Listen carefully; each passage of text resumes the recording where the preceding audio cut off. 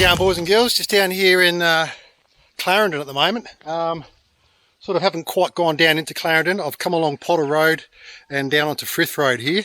So bit of a climb coming up towards the substation. Going to go over towards Scott Creek, and I'm just at the perimeter of Mount Bold Reservoir Reserve, but I'm not going in here today. Explicitly says no entry on this side. Oh, I'm sweating like a pig. It's going to be 28 today and it's a little bit humid, but it's nice and clear. Beautiful skies. And I've just spotted some single track as I was coming up Frith Road, so it might be fun going down, but it is littered with tree litter, like twigs and sticks and all sorts of stuff. But it goes along the fence line here, and yeah, you can sort of see it going all the way down. Might be a bit of fun, but they're probably a little bit skittish on the recon races. So currently I'm running the Tennis tube armour. So I've got what you call the Tennis red armour, but then I've got a tube inside it, and then that way there I can have a nice thick amount, 15mm amount of protection between the tyre and the tube. So as far as getting punches are concerned, I think it's pretty much going to be non-existent.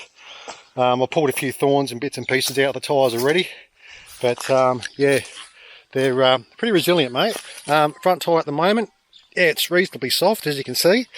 Bit able with one hand, but probably only running sort of like, I don't know, 15 psi, not even that inside the tube, but it feels a bit harder on the outside because of the armour and all that sort of stuff. Today I put a little bit more on the back one, just because I'm doing a little bit more, you know, sort of gravel roads and hard pack stuff. So I put around about 25 psi on that. It feels like about 35 on the outside.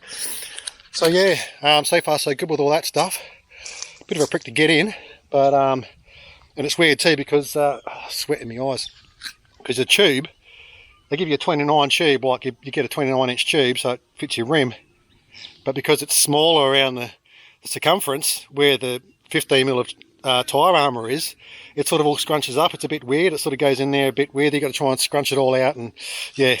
But anyway, it's doing the trick. It's holding the pressure, and yeah, no problems at all. So I've just been climbing up that. There was a nice descent coming down, and then there's like a bit of a creek crossing there with a little bridge, and then yeah, we've got all this to climb up.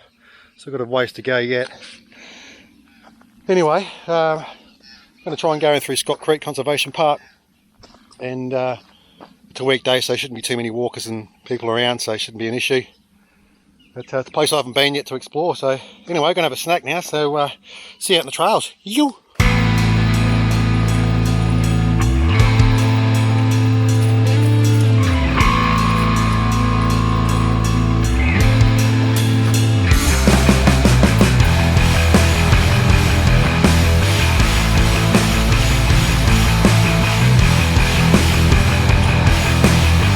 Here's like a little bit of a playground for the moto riders. They've come in and put big concrete blocks near to stop all the four-wheel drivers from digging that up.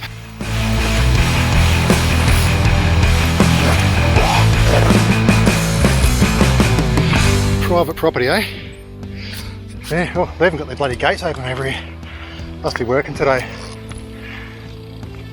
Used to be able to come down here with the motos and just fart ass about.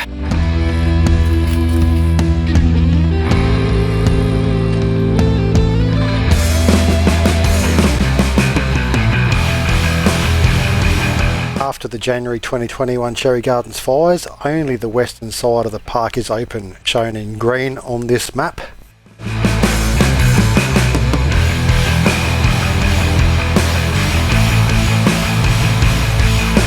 So this is Thorley Road, and there's a slight entrance just to the left of that gate there, which leads you down into the Conservation Park to the start of the Greenhill track.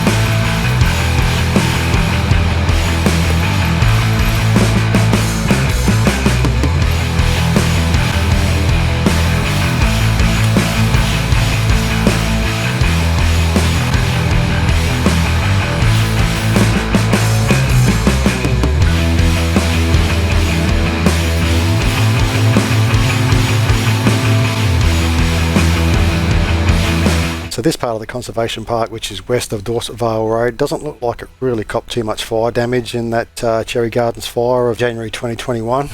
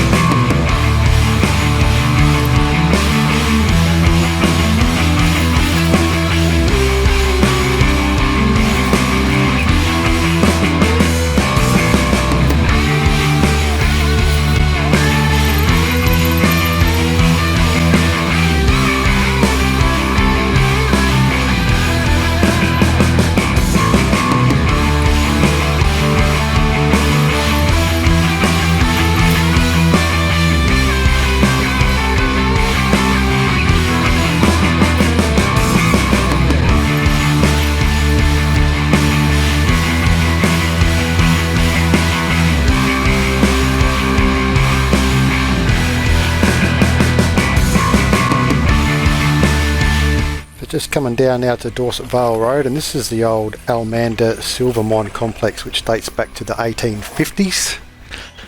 And then just over here, if you want to get on the other side, well, it's still closed to the public, unfortunately, so I didn't venture over.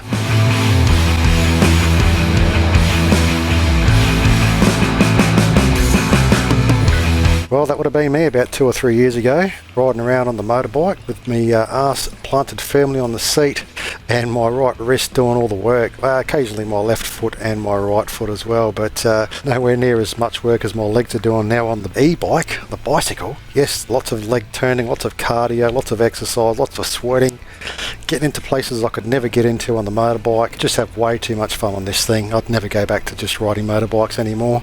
Not unless my legs gave up and I had no other option. Anyway, that'll do for now. This is where I turn around and head straight back. So thanks for watching, and I hope you enjoyed, and we'll see you out on the next one. Ta-da!